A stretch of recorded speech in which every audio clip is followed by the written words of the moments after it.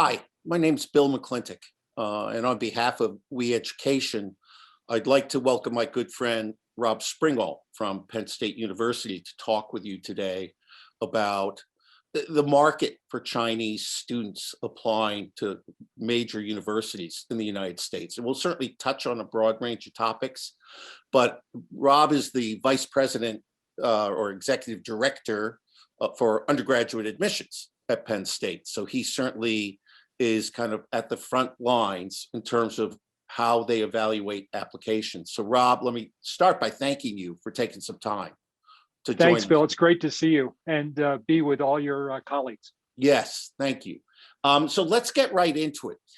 What do you think a student applying from China should know about how public universities vary from private universities when they read applications? Because you've done both. You've been at highly selective private schools and some large public universities. What are the kind of differences you see? Sure. At public universities, you tend to find, not in all cases, but more often, that admissions really does come down to, are you fitting the numeric parameters that those universities typically accept? SAT or ACT scores, TOEFL, or other proficiency tests around English language, and also what are your grades in secondary school?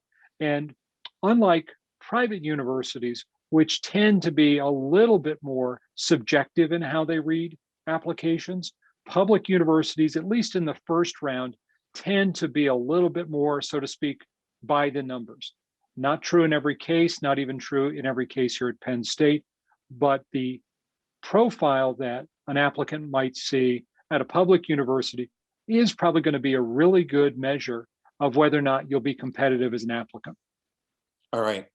Now, one of the questions I know families wonder about is, are there limits? As a public university, again, I know this can vary from state to state, and some public universities treat international applications the same as domestic. Others treat them very differently. Based on your experience, and particularly at Penn State, how do you treat international applications, compared to U.S. citizens? Sure. At Penn State, similar perhaps to other large Research One institutions that are publicly operated, first we have an obligation to the citizens of our own home state, our taxpayers, and the people who live here, who look at Penn State, for example, as their dream school, their destination school. So across our university, and our university serves students on 20 different campuses, we first and foremost have an obligation of Pennsylvanians. Many of our listeners today may be the most familiar with what Penn State calls our University Park campus, our largest campus located in central Pennsylvania, where we have about 46,000 students, and about 10% of them are international. Admission to Penn State at University Park is the most competitive in the university. And again, we're thinking about making sure that first and foremost, Pennsylvanians have a priority, making sure at least half, if not a little bit more, of our incoming class are students from Pennsylvania. Then, as we look at the rest of the group, Bill, then we're thinking about the composition and the opportunity to enroll international students within that group. So roughly, it works out really well that about 8 to 10% of our incoming class will be international students. The numbers almost work themselves out, but we're also really conscious that when we can, we'd like to have diversity within that international group as well. And we get applications from about 130 countries a year. So we're always thinking about how do we make sure that international group itself is representative of global diversity. Now, almost every single year, the largest applicant pool of our international students is from China. And so what Chinese students benefit from is they're a large competitive group within a very diverse group of applicants.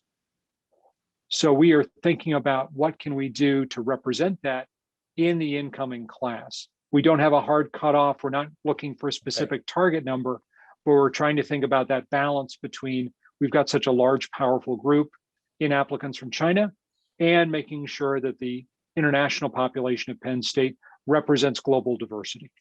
Okay, that's good to know, because I know that's always a concern, I think, especially for families from places like China or India that tend to have very large applicant pools to the major universities. Will there be a bias against them? And that's something that they worry about. Understood. Yeah. Now, you touched on this a little bit, but when you're evaluating an application from China or any international, because the transcripts can look very different, much like in the US. But, if I recall, when I've worked with Penn State, it was generally the grades or grade point average and the test scores that were the primary driving factors, in kind of the formula that you discussed earlier. It is still the way we describe it, and this is true for every student who applies to Penn State, that first and foremost, it's an academic read. By that, Bill, we mean that the grades that a student has achieved in secondary school, the rigor of that curriculum, and because we see so many international applicants every year, we're very familiar with the rigor of various systems around the world and how well even students who are doing moderately good work, how well prepared they are for the most elite universities in their home country.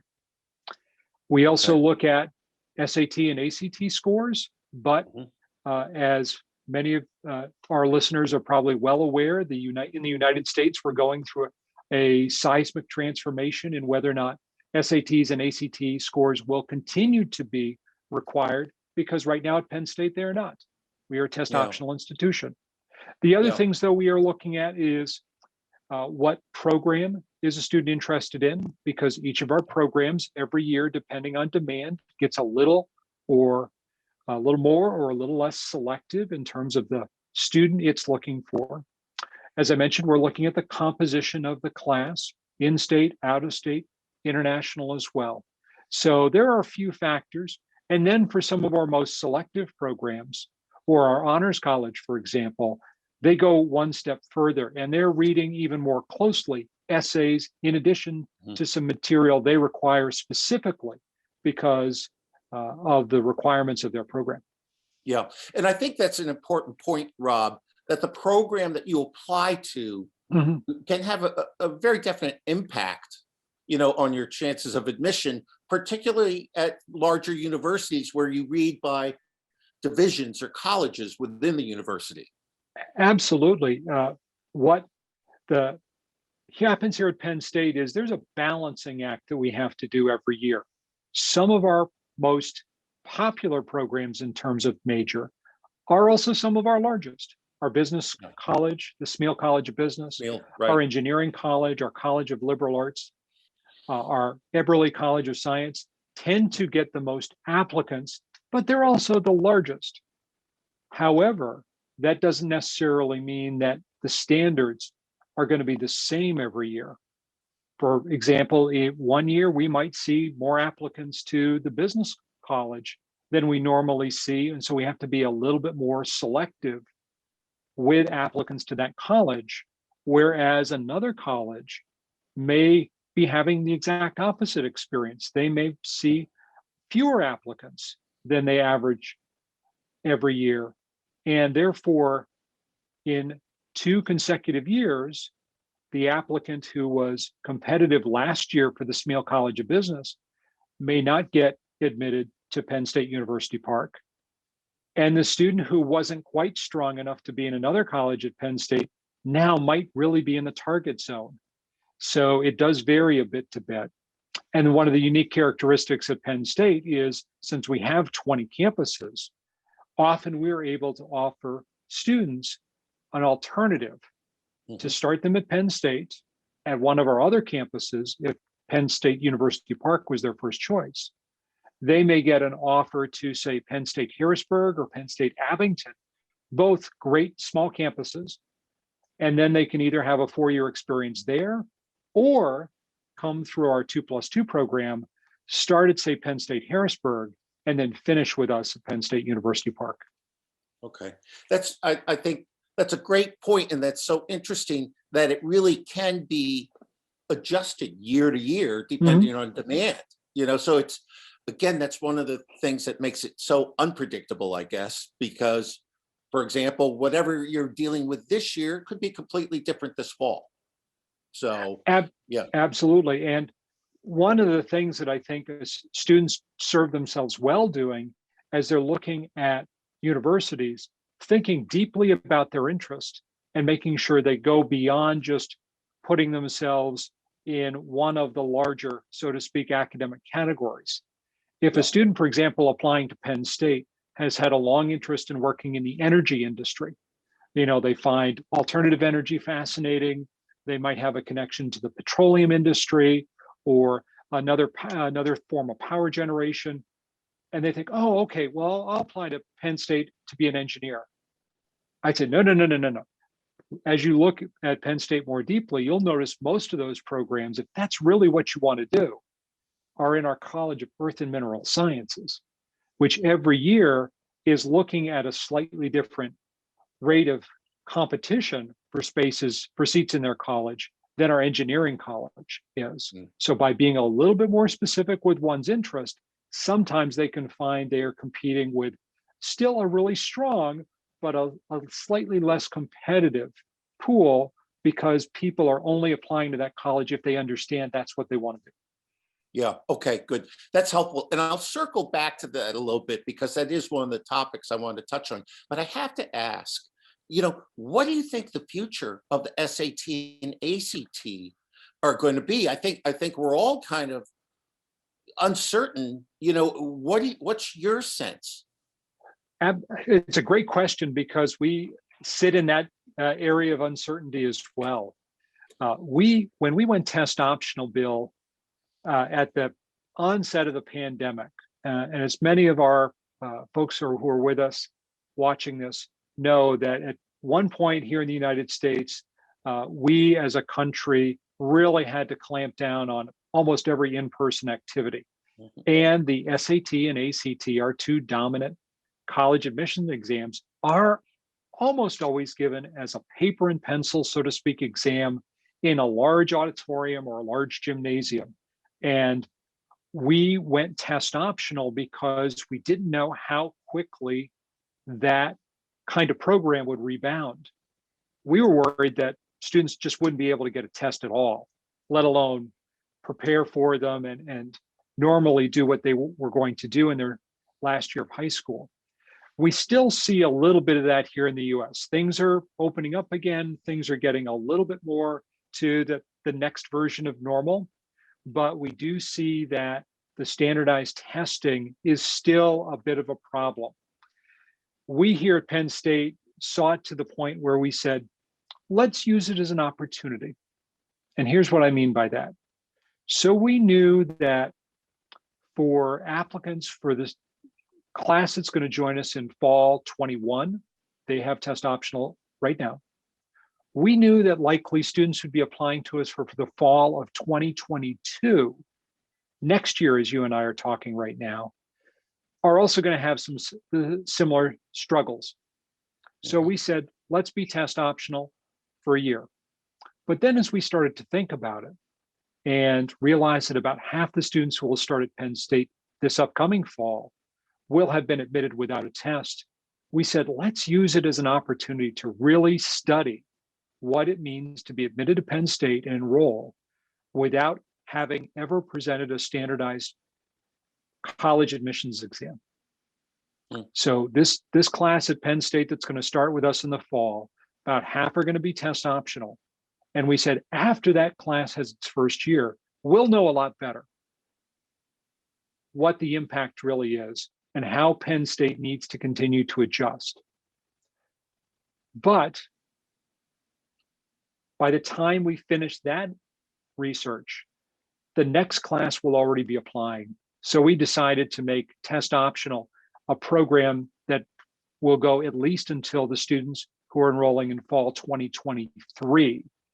So we added a year so that we can have a class be here with 1 year of, or excuse me, one test optional class, be here for a year, look at how they did, their grades, their performance, how well they felt integrated into the academic community. Did they perform well enough to stay for year number 2? Research that thoroughly, and then make a more lasting decision about whether or not Penn State needs to be test required again, or if in the future we're test optional for reasons that have nothing to do with the pandemic. Really interesting. You know, the other test that I want to ask about was the TOEFL, because it still seems like the TOEFL is fairly accessible, you know, for a lot of the students we work with in China. Of course, the format's different because it's, you know, computer based, and it seems to be a little bit easier for kids to take. Do you, when you look at TOEFLs, you know, do you have, again, is it like the old, when you could use SATs and ACTs, do you have ranges? Do you say, you know, well, we expect you to have an 80 or a 90 or 100, you know, are there certain things that you're looking for on the TOEFL? Because I think probably many of the people that will be listening to this will be TOEFL takers. Sure, and we did maintain a test requirement for non-native English speakers. We did, because as you just pointed out, the availability for the TOEFL didn't seem to be quite as affected as the SAT availability here in the United States was. We typically look at Penn State for a TOEFL score of 85 or better. Okay. Certainly we are, like a lot of standardized tests, a little better than minimum is always to a candidate's advantage. We also adopted on at least a pilot basis the Duolingo English test. And we understand that TOEFL is also looking at a different version of the TOEFL exam in the near future to maintain its level of accessibility and the turnaround.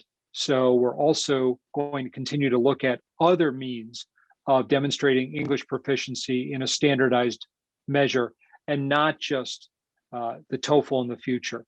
But that, we haven't made those decisions as we made the SAT decision. So that's going to be more on a year-to-year basis. And I would encourage applicants to look really closely at universities' requirements once they start their application process. So August or September of the year they're applying to university. Okay.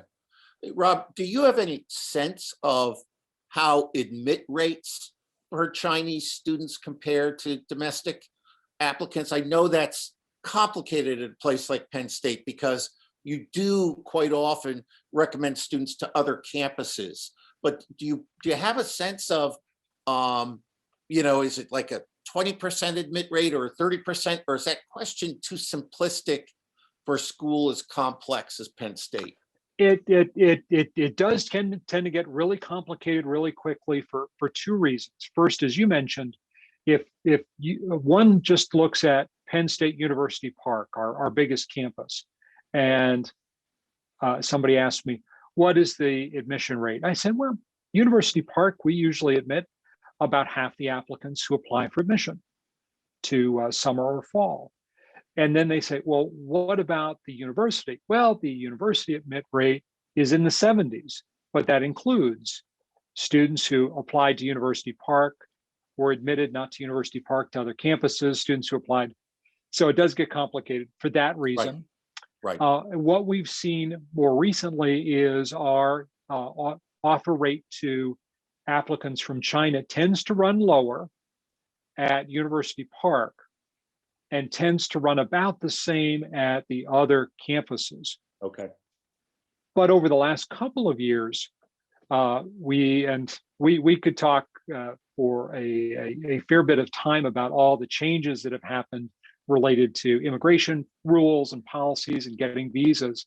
But what I'll just say is we recognize that over the last few years, we've noticed that students who are looking to study at Penn State are also looking at universities in other countries. So as that has happened, our admission rate has tended to fluctuate, generally moving a little higher. Okay.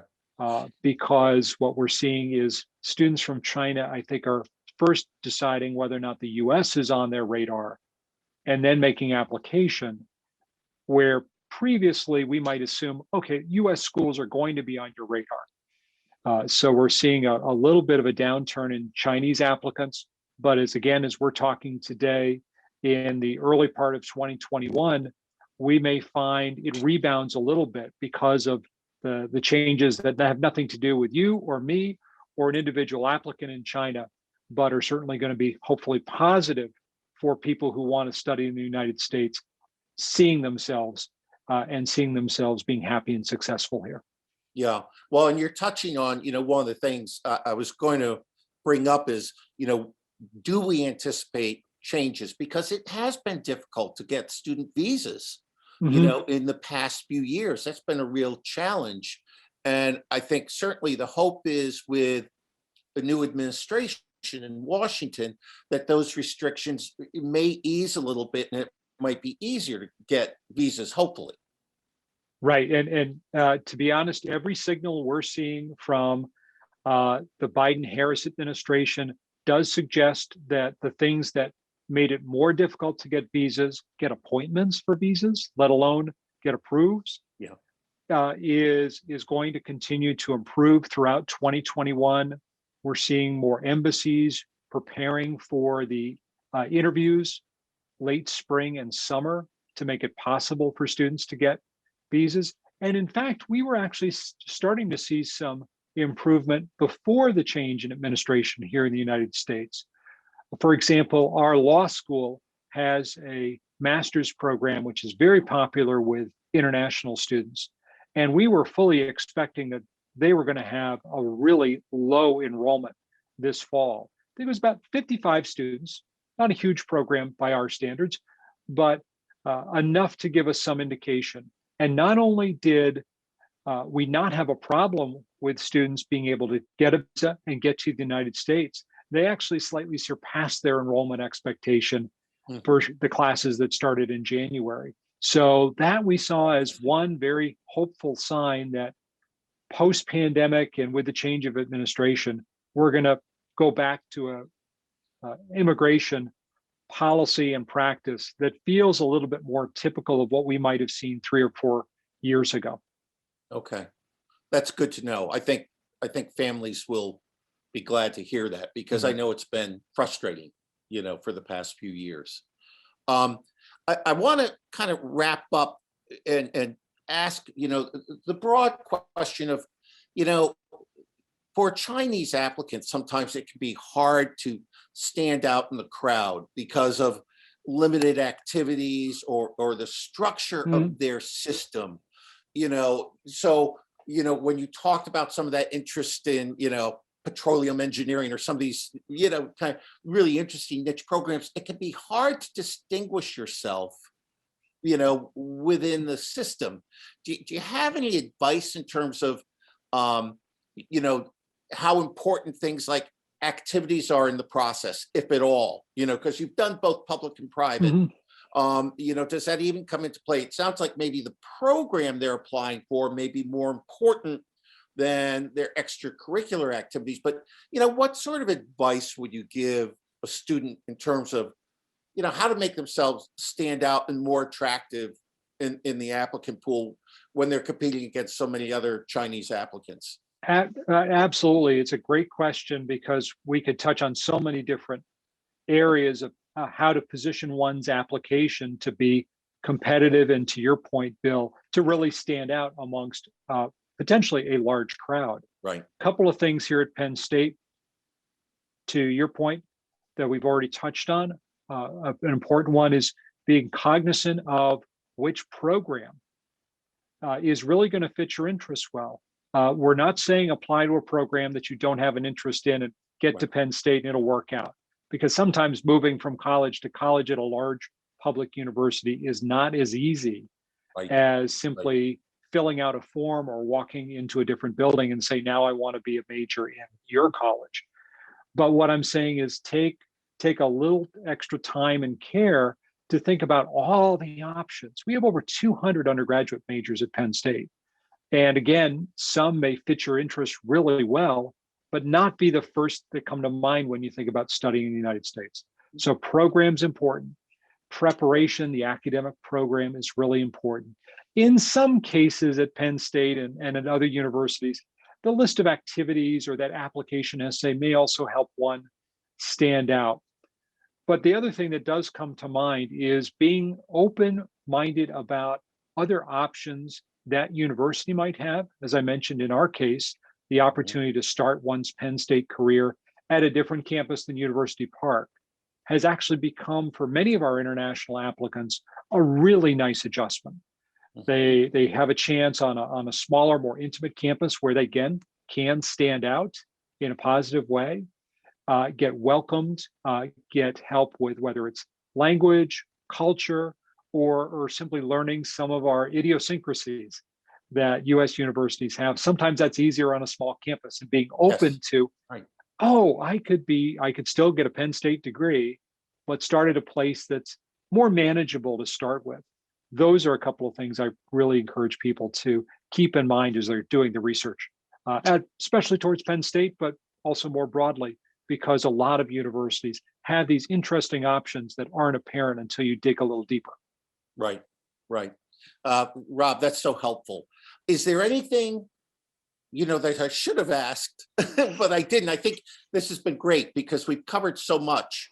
I do think, certainly one of the messages too is that how Penn State reads, for families to understand, may be different than how Michigan reads, and maybe different than how the University of California system reads, or University of Virginia. So every institution, even though they're public universities, still can kind of set their own standards in terms of what they value in the process.